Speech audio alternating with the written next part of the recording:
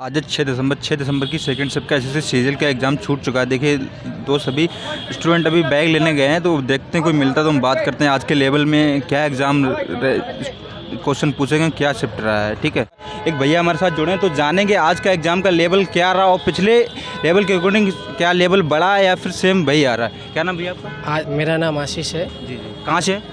ललितपुर से, झांसी के आगे है। अच्छा, एग्ज़ाम बात करें तो एग्ज़ाम का लेवल पिछले लेवल शिफ्टों के अकॉर्डिंग मतलब क्या लेवल कुछ बढ़ रहा है या फिर सेम वही आ रहा है? लेवल तो इजी टू मॉडरेट है, बस इस शिफ्ट में थोड़ा सा मैथ मॉडरेट था, बाकी रीजनिंग और इंग्लिश इजी था। कोई और जीएस तो फिर आप अच्छा, बात करते हैं इंग्लिश की। इंग्लिश के लेवल कैसा रहा? इंग्लिश का था इजी टू मॉडरेट था ज़्यादा। इंग्लिश में मतलब क्या क्या चैप्टर ज़्यादा पूछे जा रहे हैं? इस बार एंटोनिम ऐसा आया था कि डायरेक्ट होता था कि एंटोनिम दे देते थे कि एंटोनिम बता दो, लेकिन इस बार एक पूरा पैराग्राफ लिख के दिया, उसके अंदर से एंटोनिम बताने थे 4-5 टाइप के। 4-5 एंटोनिम सिनोनियम कितने थे टोटल? 2 या 3 तो थे ही शायद। Fill in the blanks? Fill in the blanks cloze test में 5 होते हैं, बाकी और तो नहीं। क्लॉज टेस्ट भी था? हाँ, क्लॉज टेस्ट में कितने क्वेश्चन बन रहे थे? बस 4-5 तो बन रहे, 4 तो बन। और कोई idiom phrase one word? Sir याद तो नहीं है, बहुत इतना थोड़ी याद रहे थे। नहीं आए मतलब इडियम वन वर्ड वगैरह? ईडीएम आए थे और बन मतलब भैया कैसे, क्या नाम आपका? तुषार शुक्ला, शुक्ल। कहाँ से भैया? शाहजहाँपुर से। अच्छा, बात करते हैं इंग्लिश की। इंग्लिश का लेवल कैसा था? इंग्लिश का लेवल सही था, मीडियम था, कुछ खास नहीं था, मीडियम था। अच्छा, इंग्लिश में क्या क्या चैप्टर ज़्यादा आ रहे हैं? इंग्लिश में मेनली आपके एंटोनिम सिनोनिम जो हर बार आते हैं, हाँ। 5 से 8 एंटोनिम आए थे। उसके अलावा फिल इन द ब्लैंक्स की बात करें तो 7-8 फिल इन द ब्लैंक्स आए थे। एक पैराग्राफ आया था, पैराग्राफ में से 5 सवाल आए थे। उसके अलावा आप कह सकते हैं कि ईडियम्स फ्रेजेस भी आए हुए थे 4-5 सवाल, तो कुल मिला के 22-25 सवाल कर सकता था आदमी। अच्छा, सिनोनियम एंटोनियम अगर कुछ याद हो या आइडियम? सिनोनिम इमोरल का आया हुआ था, एंटोनिम उसका पूछा गया था। इलिटरेट का आया हुआ था। अच्छा, वन वर्ड भी थे? वन वर्ड भी आंसर थे, जैसे कि आपको कोई सेंटेंस दिया हुआ है, उसमें अंडरलाइन कर रखें 5 वर्ड, उससे कहेगा कि फिर उसका एक वर्ड में उसको आप डिस्क्राइब कीजिए, तो उसका ऐसे करके 4-5 सवाल थे। अच्छा, और कोई मतलब मिसस्पेल्ड वगैरह? मिस स्पेल्ड, हाँ, स्पेलिंग वाले 3 सवाल थे, 2 से 3 सवाल थे स्पेलिंग वाले। कोई मतलब याद? और इंग्लिश में मतलब क्या, इंग्लिश का लेवल कैसा लग रहा है आपको? इंग्लिश का लेवल सही था, मतलब मीडियम ही था, लेकिन मैथ्स काफ़ी कैलकुलेटिव आई थी इस बार। अच्छा, और इंग्लिश में कोई क्वेश्चन आपको याद आ रहा हो? मतलब कोई इंग्लिश में एक सवाल था, उसमें स्पेलिंग दी हुई थी 4-5, उसमें पूछा था कौन सी स्पेलिंग सही है। एथलीट था, मिशनरी था, वो सब इजी था मतलब। अच्छा, और बात करें इंग्लिश में कंजंक्शन प्रीपोजिशन वगैरह से कोई क्वेश्चन था? हाँ, प्रीपोजिशन रीअरेंजिंग वगैरह से थे कि सेंटेंस में कौन सी सेंटेंस में प्रीपोजिशन सही तरीके से लगाई गई है, या फिर इनडायरेक्ट स्पीच वाले भी सेंटेंस थे, पैसिव वॉइस वाले सेंटेंस थे, एक्टिव पैसिव में बदल लिया। अच्छा, एक्टिव पैसिव और डायरेक्ट इनडायरेक्ट कितने थे? एक्टिव पैसिव से 2 सवाल होंगे, डायरेक्ट इनडायरेक्ट से भी 2 सवाल, ऐसे 1-2 सवाल थे बस, कुछ ज़्यादा नहीं था। अच्छा, बात करते हैं रीजनिंग। रीजनिंग का लेवल कैसा रहा? रीजनिंग का लेवल था थोड़ा, मतलब आपको टाइम देना पड़ेगा रीजनिंग में। रीजनिंग में 15 मिनट का टाइम दिया गया था हम लोगों को, लेकिन अगर आपको 25 सवाल अटैम्प्ट करने हैं तो आपको आराम से 20 से 22 मिनट 25 मिनट लगेगा। अच्छा, बात करें रीजनिंग में कोडिंग डिकोडिंग से कितने क्वेश्चन देखने को मिल रहे हैं? कोडिंग डिकोडिंग से कम 7 से 8 सवाल कोडिंग से थे, जैसे कि आपके वो लेटर्स वाले रहते हैं, फिर लेटर्स नंबर्स वाले आते हैं, फिर रेशनल और वो प्रोपोर्शनल वाले आते हैं ना, वो वाले सवाल थे। 8 से 10 सवाल थे। उसके अलावा आप कह सकते हैं ब्लड रिलेशन से क्वेश्चन कितने रहे? ब्लड रिलेशन से 3-4 सवाल थे। 3-4 मैथमेटिक्स। अच्छा, सिंबल चेंज से प्लस माइनस करके ऐसे क्वेश्चन? ऐसे भी 3-4 सवाल थे। 3-4 थे। अच्छा, और कैलेंडर क्लॉक से कोई क्वेश्चन? कैलेंडर क्लॉक से कोई क्वेश्चन। डाइस से? डाइस से 2 सवाल आए थे। डाइस में किस टाइप का आया था क्वेश्चन? डाइस के सवाल थोड़े ट्रिकी आए हुए थे। डाइस में मैंने प्रैक्टिस नहीं कर रखी थी। अच्छा, कितने? 3 थे मतलब? 2 से 3 सवाल थे। उसमें ये कहा था कि 6 नंबर यहाँ पे लिखा हुआ है, तो इसको हम डाइस को ऐसा घुमा देंगे तो कहाँ पे आएगा। अच्छा, और सिटिंग अरेंजमेंट से क्वेश्चन था? सिटिंग अरेंजमेंट से? सिटिंग अरेंजमेंट सवाल नहीं है। अच्छा, बात करते हैं तो एनालॉजी और फिर सोलोजिन वगैरह से? हाँ, उससे भी थे 3-4 सवाल थे। हाँ, अच्छा, बात करते हैं सिलेबस दिया हुआ है इन्होंने, जो सिलेबस दिया हुआ है, ज़्यादातर चीज़ें उस सिलेबस से रिलेटेड ही आई थी, सिवाय जीके के। जीके में क्या है कि जो सिलेबस दिया हुआ है उससे काफ़ी चीज़ें अलग आई हुई हैं एकदम। अच्छा, नॉन वर्बल में रीजनिंग में मतलब कोई पेपर कटिंग या आकृति वाला क्वेश्चन कोई? हाँ, एक मिरर इमेज वगैरह? एक सवाल था। हाँ, एक सवाल मिरर इमेज का आया हुआ था। एक सवाल ऐसा आया हुआ था, उसमें पूछ रहे थे कि आपका ये शेप दी हुई है, इनमें से हम विभाजन करके अगर बताएं तो किस शेप का विभाजन करके ये यहाँ पे आएगा, इन चारों में से और कौन सी शेप विभाजित करके इसमें फिट होगी। अच्छा, और बात करें मतलब नॉन वर्बल कितने क्वेश्चन थे? नॉन वर्बल 4-5 सवाल आए होंगे। 4-5। और कोई कथन पूर्व धारणा और निष्कर्ष से क्वेश्चन? असम्पशन रीजन वाले भी सवाल थे, 4-5 सवाल थे, 3 सवाल थे। हाँ, रीज़न, कंक्लूजन, असम्पशन वाले। अच्छा, बात करते हैं मैथ की मतलब क्या लेवल रहा होगा मैथ में आप कहिए कि जैसे कि अगर आपको 25 सवाल मैथ से करने के लिए दिए जाएँ तो आपको कितना समय लगेगा, आप बताइए।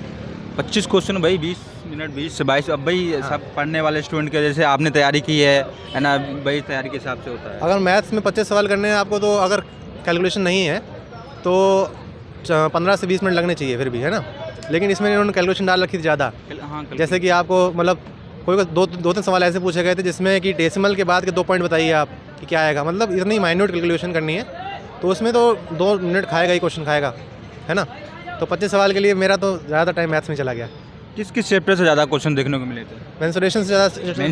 मेंसुरेशन कहाँ से थे? घन, घनाभ, चतुर्भुज, समचतुर्भुज? हाँ, एरिया, सरफेस एरिया वाले से ज़्यादा सवाल थे।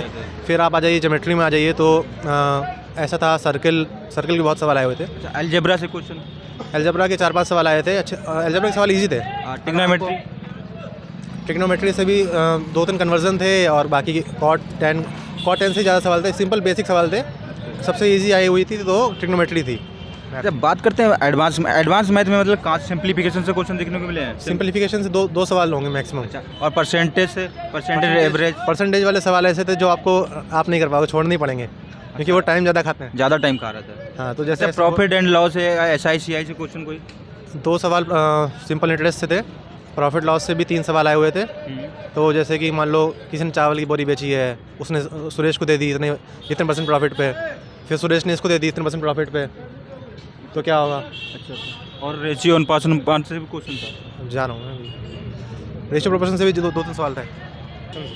अच्छा, बात करते हैं रेशियो प्रोपोर्शन से कितने क्वेश्चन रहते हैं? रेशियो प्रोपोर्शन से 3 सवाल आए होंगे, 3 सवाल आए होंगे। अच्छा, आपका बैग और मोबाइल फाइल मिल गया ना, कुछ रह तो नहीं गया? नहीं।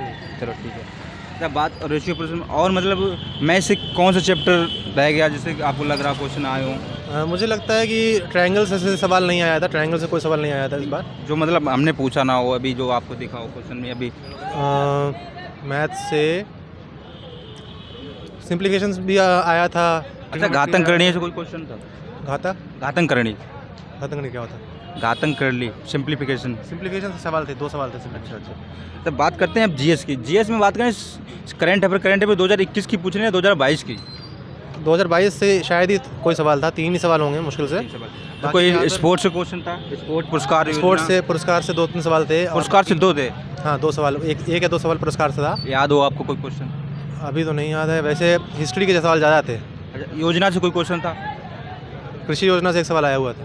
किस टाइप का क्वेश्चन था? कृषि योजना पूछी गई? हाँ, कृषि योजना से कुछ था सवाल कि इस सन में ये कृषि योजना में, इसकी बिल में मतलब जो निम्नलिखित 4 आपको ऑप्शन दिए गए हैं, उन चारों में से कौन सा सही है अगर इस योजना की बात की जाए, ऐसा सवाल।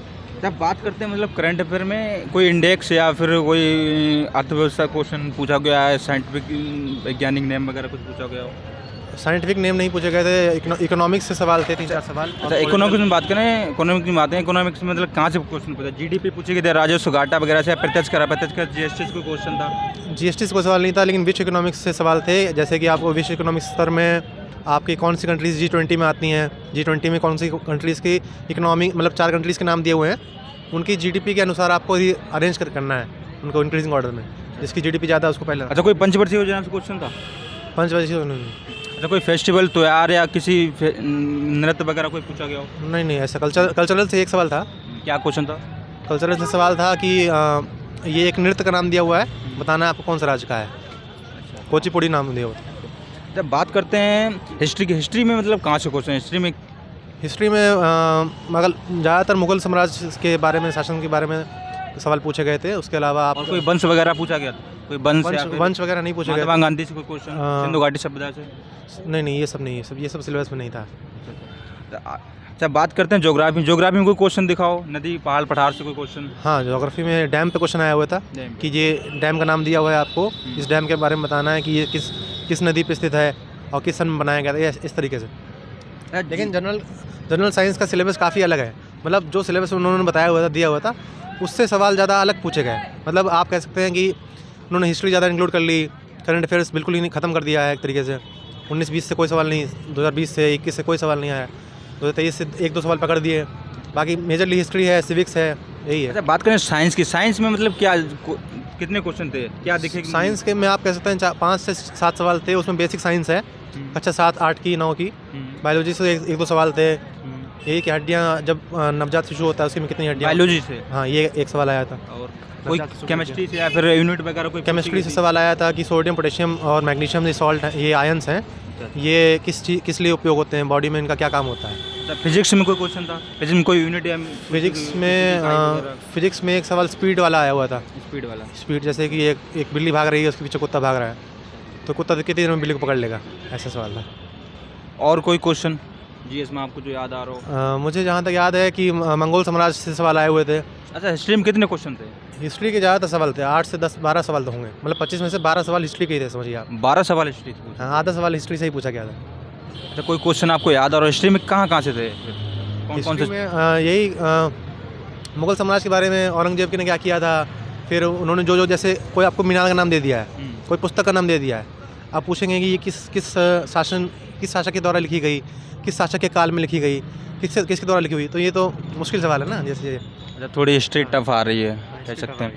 अच्छा, बात करते हैं ऑल ओवर, मतलब स्टूडेंट की कितने परसेंटेज मतलब प्रेजेंट है वहाँ पर, कितने परसेंट एब्सेंट दिख रहे हैं? जैसे कि अगर मैं बताऊँ आपको तो 220 के आसपास की कंप्यूटर थे वहाँ पे, और 220 में से कम 115-120 आदमी आया होगा, तो 60% आदमी आ रहा है, 55-60% आदमी, बाकी ज़्यादातर लोग भी आ नहीं पा रहे हैं। और उसके अलावा मैं अगर आपको पर्सनली बताऊं तो इस बार का थोड़ा सा टफ भी आया है एग्जामिनेशन से, क्योंकि लास्ट टाइम कट ऑफ गई थी 135-40 के आसपास। इस बार कट ऑफ जाने की संभावना मुझे लग रही है। जी बिल्कुल कट ऑफ के बारे में बात करेंगे, तो जरूर अहम मुद्दा रहता है। अच्छा, बात करते हैं मतलब कट ऑफ के बारे में, कट ऑफ क्या जाने की आपके अनुसार? मेरे अनुसार क्योंकि मैथ इन्होंने टफ दी है इस बार, न्यूमेरिकल क्वान्टिटेटिव एप्टीट्यूड भी टफ थोड़ा सा आया था। वैकेंसी भी इस बार ज़्यादा है? वैकेंसी ज़्यादा है, लेकिन उसके हिसाब से कट ऑफ, क्योंकि हर आदमी उस लेवल का नहीं तैयारी कर पाता है, तो किसी की तैयारी कम रह जाती है, किसी की सही रह जाती है। और टाइम जब आपको 60 मिनट का टाइम दे रहे हैं, 100 सवाल आपको करने हैं, तो उसमें आप सारे सवाल को अटेम्प्ट कर लें, ये भी मुश्किल काम रहता है। तो इसलिए मेरा ख्याल है 120 से 25 तक जानी चाहिए कट ऑफ। 120 से 125 तक? हाँ, उससे कम ही रह सकती है, ज़्यादा नहीं। अच्छा, आपने कितने अटेम्प्ट करती है? मैंने लगभग 72 सवाल अटेम्प्ट करे हैं। 72? क्या एक्यूरेसी रहेगी? मुझे ऐसा लग रहा है कि मतलब 64-65 तक मेरा सही हो जाना चाहिए, 62-64 तक। तब मतलब आगे वाले आने वाले शिफ्टों में आप क्या बताना चाहेंगे जो स्टूडेंट जुड़े होंगे हमारे साथ, मतलब क्या मतलब कम समय में आगे क्या पढ़ के आप कोई सजेशन देना चाहें अपनी तरफ? आगे वाली शिफ्टों के लिए मैं यही कहूँगा कि आप टाइम मैनेजमेंट अपना अच्छे से करें, क्योंकि 100 सवाल दिए हुए हैं आपको, 60 ही मिनट का टाइम दिया हुआ है। ठीक है, तो सबसे पहले आपको वो सेक्शन आपको पकड़ना चाहिए जिसमें आपको कॉन्फिडेंस है। जैसे कि अगर आप जीएस पढ़ के आए हैं तो पहले जनरल अवेयरनेस को पकड़ें। अगर आपकी इंग्लिश अच्छी है तो इंग्लिश को पहले टच करें, क्योंकि जनरल अवेयरनेस और इंग्लिश को मिलाकर आप 20 मिनट में दोनों को ख़त्म कर सकते हैं, जिससे कि आपके पास मैथ्स के लिए, रीजनिंग के लिए और क्वान्टिटेटिव एप्टीट्यूड के लिए समय बचता है, 40 मिनट समय बचता है, उसमें टाइम लग ही जाता है।